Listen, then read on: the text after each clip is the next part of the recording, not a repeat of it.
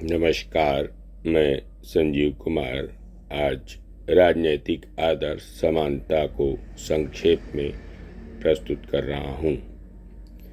अमेरिकी क्रांति 1776 के नेताओं ने स्पष्ट कहा, सभी व्यक्तियों को समान बनाया गया है। 1789 की फ्रांस की क्रांति के समय फ्रांस की नेशनल असेंबली ने मानव अधिकार की घोषणा में कहा कि सभी मनुष्य जन्म से स्वतंत्र और गरिमा व अधिकारों में समान हैं, परंतु यह कथन कि सब मनुष्य समान हैं उतना ही गलत है जितना यह कथन कि पृथ्वी की सतह सपाट है। तो समानता को एक आदर्श क्यों माना जाए? सामान्यतः समानता की परिभाषा अवसर की समानता के रूप में की जाती है।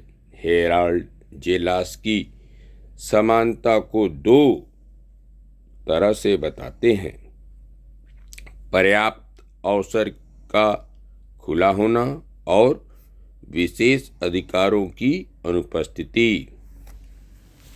डॉक्टर आशीर्वादम के शब्दों में, समानता का मतलब यह नहीं है कि सभी व्यक्तियों के लिए एक ही व्यवहार, एक ही काम और एक ही पुरस्कार रहे।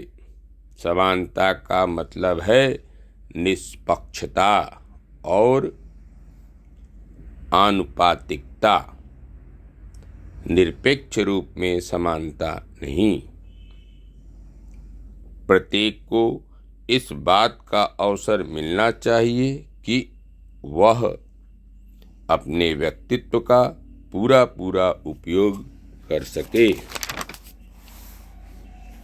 ध्यान रहे, पर्याप्त अवसर की बात हो रही है, न कि समान अवसर की, क्योंकि प्रत्येक की आवश्यकताएं और क्षमताएं एक सी नहीं होती हैं।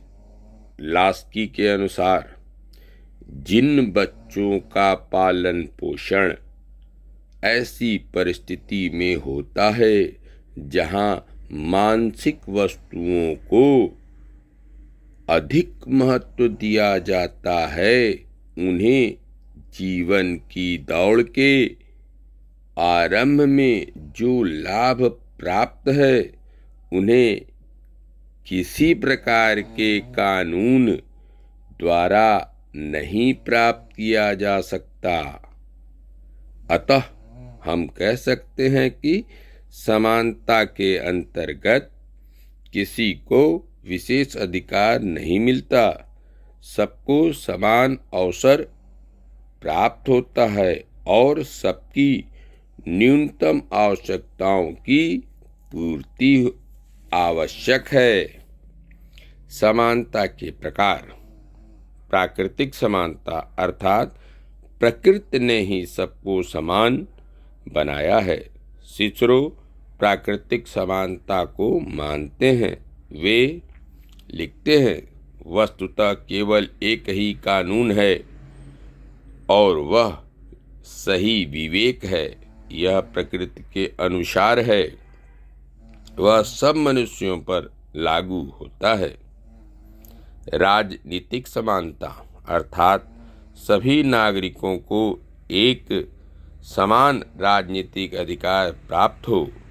राजनीतिक समानता न होने पर देश में अस्थिरता तथा विद्रोह की भावना बनी रहती है।